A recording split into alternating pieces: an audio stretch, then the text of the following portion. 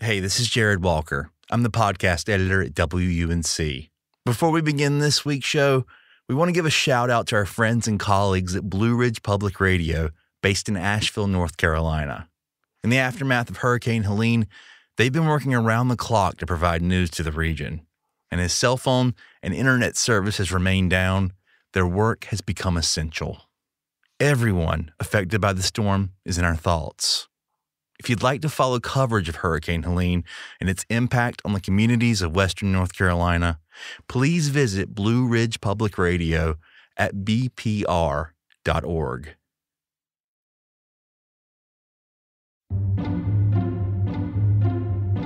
Let's take a look at the North Carolina polls, and this will give you an understanding of just how close the presidential race is in the great state of North Carolina, in the Tar Heel State. Right now, North Carolina is the center of the American political universe. Everywhere you turn, there's a political ad. Carolina families struggle. Everything costs more now. It makes me so mad that billionaires pay less in taxes than I do. Taxpayers Against Wokeness paid for this ad and is solely responsible for its contents. On the TV, the radio, your cell phone, you can't escape it. It is, like jazz, one of the real unique American art forms. And it's a fascinating world, but it's also, honestly, kind of terrifying. AI has taken a leap forward that I think has scared a lot of us. I'm Anissa Khalifa. You're listening to The Broadside, where we tell stories from our home at the crossroads of the South. This week, we explore the art, science, and shadowy business behind political advertising.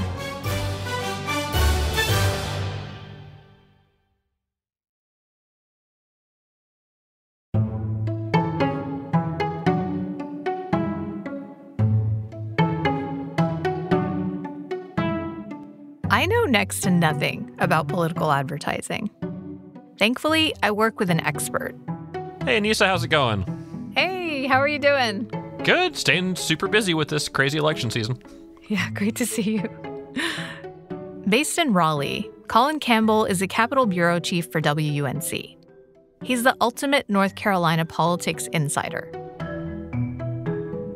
So tell me where you are calling me from right now. So I am in our legislative basement bunker studio at the bottom of the legislative building, surrounded by cinder blocks and in what's sort of a glorified closet next to the cubicles where all the press sit, but it gets you close to the action if nothing else. Nice. And, obviously we're in this crazy election season. We're being bombarded by political ads left and right. Give us an overview of what's going on in terms of political advertising this campaign season. It's just so much because North Carolina is a swing state. You've got millions upon millions being dropped by the major campaigns. It's really hard to have any advertising that even stands out. It just all turns into kind of noise at this point. People are getting, mountains of mailers in their home mailboxes. They're seeing TV ads every time they turn on, any channel they might possibly be watching. You can't even get a break on Wheel of Fortune these days. So it's a lot to deal with. And we wanted to actually maybe cut through a little of that noise and figure out what's actually happening. So where should we start? Who should we talk to? Yeah, so finding the people who are behind these ads is actually really tricky. This is not like a movie or a TV show where you can look at the credits at the end and think, oh, okay, that's the director. This was a good one. I should check out that person. It's really hard even looking at the campaigns to find out, who the political operatives that are actually managing the campaigns are, much less the contractor that they've hired to actually do the work of putting together these ads. So when you talk about people who are, in this world and who sort of the masters of the art form are, one of the names that always comes up is Frank Eaton. It's the viral campaign ad turning heads across the country. When I was a young boy, the KKK announced a night rally in my home county. Congressional candidate's campaign ad going viral. The ad recounts what happened when the KKK came to his county in 1958 and the community. Amazing. So it sounds like we definitely need to talk to him then. Yeah, no, I think he can show you what the artistry is like behind these and how you manage to break through this crazy amount of noise with something that really will stick in voters' minds and not just be something they tune out as they wait for their favorite TV show to come back on. Frank Eaton handles every aspect of campaign ad making. He's a scriptwriter, cinematographer, director, and while he's based here in North Carolina, Frank works all over the country. And he's been busy this year. In fact, when we originally reached out to him, he was in North Dakota, wrapping up production for a congressional campaign. Welcome. Thanks so much for coming to talk to me. Thank you for having me. You know, this is such a strange and hyper-specific line of work. How did you get into this? Did you grow up wanting to do this? I did not grow up wanting to be a political ad maker. No, I mean, I was always kind of a political junkie as a kid growing up in the Reagan administration. I'm a Democrat today. I grew up loving Ronald Reagan just because of the presentation was so entertaining. I mean, that I think is, sort of those of us who are in it now cannot escape that origin there, that politics was presented as entertainment to the American people. And then I was also very interested in Saturday Night Live at the time and all the political satire that was so great in the 80s and 90s. And then kind of drifted away, went to film school, really, kind of dug into the storytelling aspect of other stuff, fiction, and then I got into documentary, and that just kind of led me back to politics in 2007, and I've been in it ever since. So what are the fundamentals of making a compelling political ad? Is there like a formula? Are there different types? Can you lay that out for me? The formula is, I don't even have to explain the formula. I think everybody sees it 4 million times a day. It's the narrator voice. Today, more men and women will go to work than ever before in our country's history. Music is often part of the formula. Music, I think, is like a huge piece of the creative element of these ads. It's morning again in America. It dictates the tone of something. Just like in movies or TV, the music is telling you how you feel about it.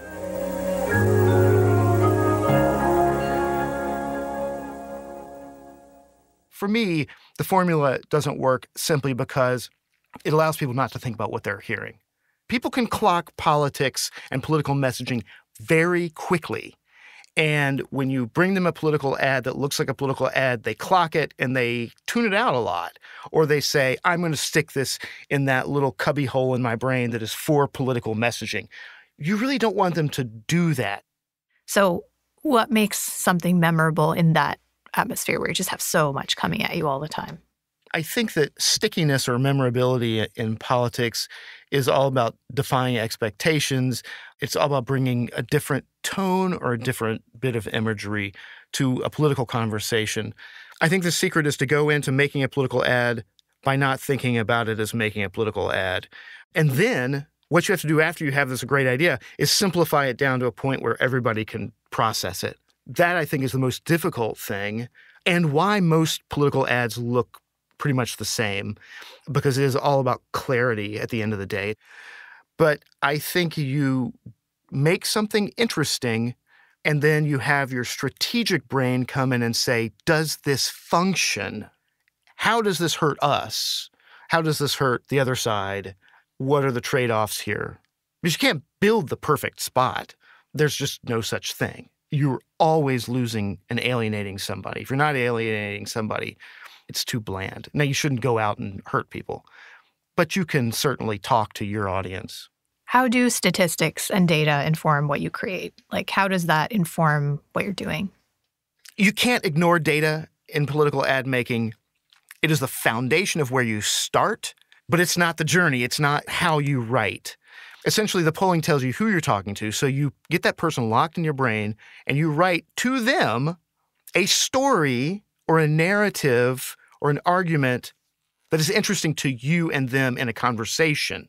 It's got to be conversational. The best ads are conversational. You look at the data, you forget the data, you do your work, and then you go back and run the ad through the data again to make sure you haven't wandered off too far. Because what you will get is something that's much more interesting and that will hit people in ways that maybe they didn't expect it. I think the best strategists do understand that there are limits to the data, especially when what you need to do is make big gains in a race and really change hearts. There is something to the heart that we got to talk to. Right. And you're talking about, how you change someone's heart. I mean, anecdotally, as a viewer, a lot of times it can feel like a lot of these ads are preaching to the choir, So how can you tell when an ad is actually working? Can you tell? How do they work? When do they work? Do they work? Ironically, the only way to tell if an ad is working is to poll it. This is why we still make friends with pollsters, or to have an election.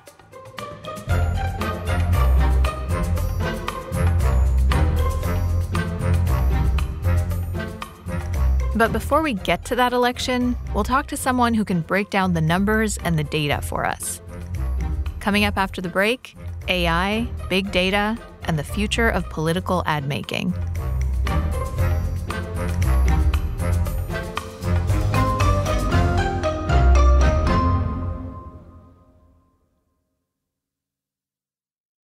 At Radiolab, we love nothing more than nerding out about science, neuroscience, chemistry. But we do also like to get into other kinds of stories. Stories about policing or politics, country music, hockey, sex, of bugs. Regardless of whether we're looking at science or not science, we bring a rigorous curiosity to get you the answers. And hopefully make you see the world anew. Radiolab, adventures on the edge of what we think we know. Wherever you get your podcasts.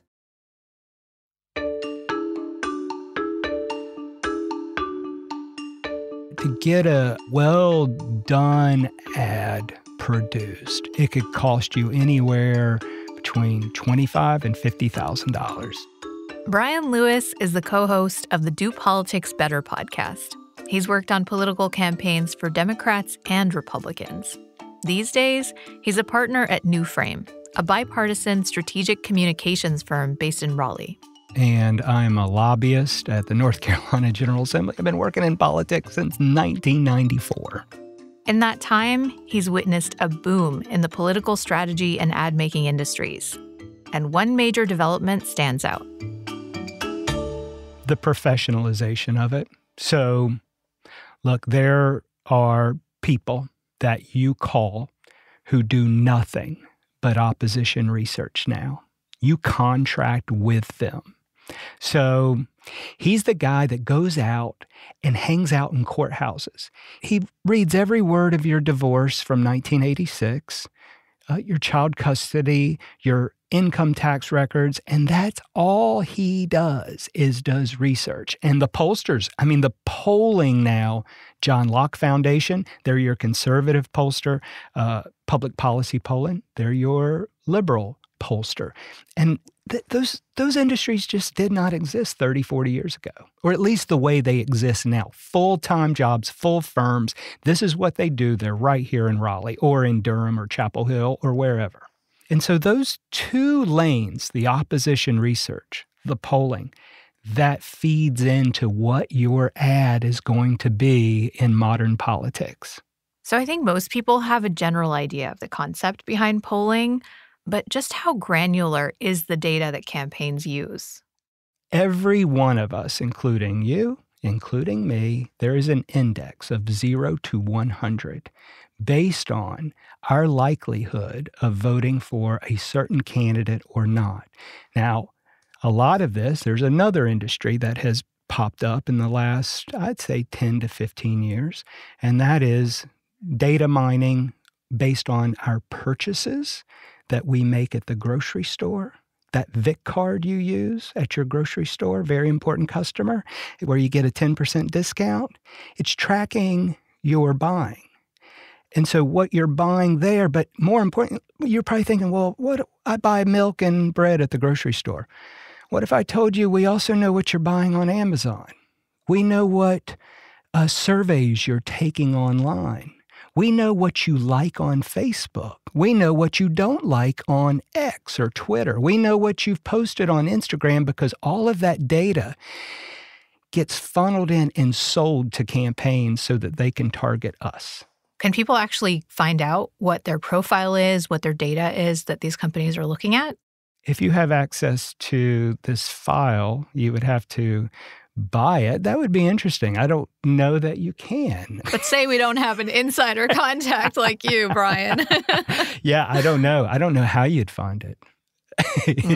These companies, it's somewhat proprietary, and they're purchasing it from Food Lion and iTunes and Amazon and Toyota And they are making an index that's sellable. And by the way, both sides of the aisle does this.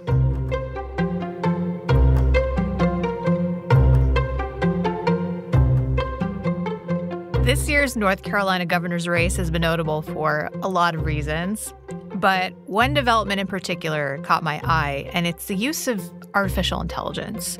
A PAC recently created an anti-Mark Robinson ad using his likeness. Artificial intelligence is the newest technology one Raleigh man is using to try to sway your vote away from a candidate for governor. It's believed to be the first fully AI-generated ad campaign in North Carolina. While the images are fake, Stiefel says all the claims in the ad are ones Robinson has posted or said in the past. This now bringing attention to a large... Where's that going? What does that mean for political advertising? There's always been kind of these, let's just call them dirty tricks. I'm putting air quotes around that. That's what folks call them in the industry. Oh, this is just dirty tricks.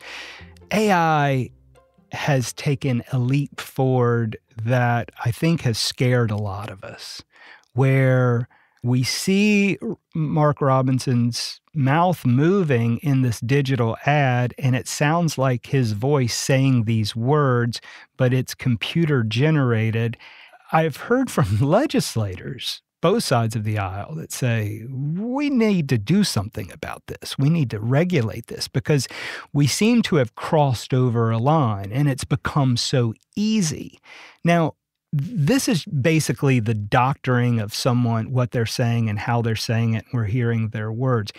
Where we think AI is going 2 election cycles from now, 5 election cycles from now, is AI going to replace polling? Is AI going to replace even opposition research? Are we going to use AI so that you get an ad that's different from me based on what AI knows about where our computer use is? So I told you that there's this index of 0 to 100 based on our computer use. What if AI could go in and track? What if AI knows who you are and your online profile and what you like to read, and you get that message from a campaign and it's all AI generated? This is the new frontier. What if none of that is truthful, by the way, of what we get sent? It's just based on what they think we want to hear based on our online activity. I've seen some reports from a research organization that said they're predicting a record $12.3 billion are going to be spent in this election cycle. How much money is going to be spent on political ads out of that number? Oh, my goodness. I would say 80, 90% of it. Really? Yeah. And so here's the thing. We can track the campaign donations to the Josh Stein campaign and the Mark Robinson campaign. You can see who's given to them and at what amounts. What we're not tracking, what's off the books, and so a lot of the numbers you cited are somewhat estimates, because we have huge loopholes that have been created since 2009. Most of the money is dark money, and that's a word that's used a lot, but what it means is you're giving money off the books to the independent expenditures out there that are Swift Vote Veterans for America, the Planned Parenthood Action Fund, the Republican Governors Association. Yeah, so you're not directly contributing to the candidate, but it's understood that that's what that money is for, and that's where it ends up going. Yes. And just to show you, your listeners can go to YouTube right now and go to Ted Budd for North Carolina Senate, Be Real. Just Google that in YouTube. Ted Budd for Senate, Be Real. He has 20 minutes of him online, of him fishing, talking to old people, visiting a fire station, visiting a teacher, going to church. There's no sound to it. He wants the independent expenditure to take those images and create ads. It's there just for the independent expenditures. Huh. Yeah. So, and are these independent expenditures, are these like political action committees? Okay. Yeah. There's a whole world out here that I think a lot of people don't know exists. And what about here in North Carolina? Like, how much of that $12.3 billion estimate do you think is going to be spent here in North Carolina? Oh, my goodness. You know, I hesitate to give a number but I would think a big plurality is earmarked for North Carolina, then Pennsylvania, then Georgia. Wow. Yeah. That's wild. Buckle up. I'm already reeling from what's happened in the last couple of weeks, honestly. We all are, aren't we? So in terms of who gets that money, when this, ad spend is made, who gets that money? Where does that money go? Yeah. So your biggest takers of the money are, your TV stations. Talk to a TV station right now and see if they have any ad space for you to talk about your air conditioning business. I mean, it is being sopped up by the campaign. So obviously this is a great, great season to own a TV radio station. But you're also seeing the digital side of it. There's more and more micro-targeting going on at the digital level. So, if you're trying to watch last night's highlights of the Sunday night football game, you got to put up with a 30-second ad probably right now from a political campaign. So the YouTubes are making it. Google is making money. It should be pointed out that campaign managers, the folks doing your ad buys, are taking a percentage of the money. So we've heard estimates of anywhere up to 10% goes to placing an ad. So they're making the money. There's also the folks who make our ads. It is a good time to be a cinematographer, to work a camera, to do storyboarding, the whole production team. This is their full-time job, whether in North Carolina or in our country, who go around making ads, and they're certainly a part of it. I have found, though, that they're the least compensated. So is approximately $12.3 billion in a single election cycle, do you think that's a reasonable amount of money to spend? No. I think that's an unreasonable. There is no reason. Think about what we could do with $12 billion. We could fund all of North Carolina's public education system with $12 billion. That is the budget for public education in North Carolina.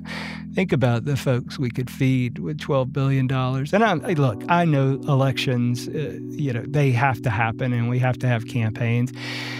But it does seem like a waste.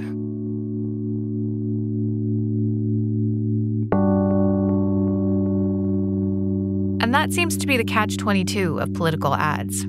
Our democracy doesn't run without them, but they aren't exactly a force for good either. Ad maker Frank Eaton says the money is an inescapable part of the picture. Politics and democracy employ a lot of people. I am one of them. I'm not one of the wealthy ones, but I do make a decent living making political media for the American people. Politics is a business, and our democracy is now mediated by how much money you are spending. So, Frank, given all this, should we be more cynical? Should we be more discerning when we watch political ads? Absolutely. I mean, I think every time an American turns on a device and takes in a piece of media, they need to be cynical and discerning about what they are looking at. If people were more cynical and more discerning about what they saw on their TVs and on their phones, our democracy would be healthier.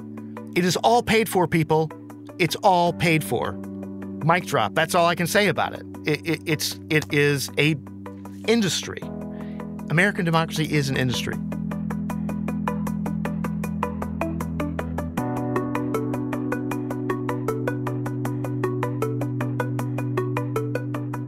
This episode of The Broadside was produced by me, Anissa Khalifa, and our editor, Jared Walker. Wilson Sayre is our executive producer. Special thanks this week goes out to WUNC's Colin Campbell. If you want to know anything about North Carolina politics, check out his work on the WUNC Politics podcast. The Broadside is a production of WUNC North Carolina Public Radio and is part of the NPR network. You can email us at broadside@WUNC.org. If you enjoyed the show, leave us a rating, a review, or share it with a friend. Thanks for listening, y'all. We'll be back next week.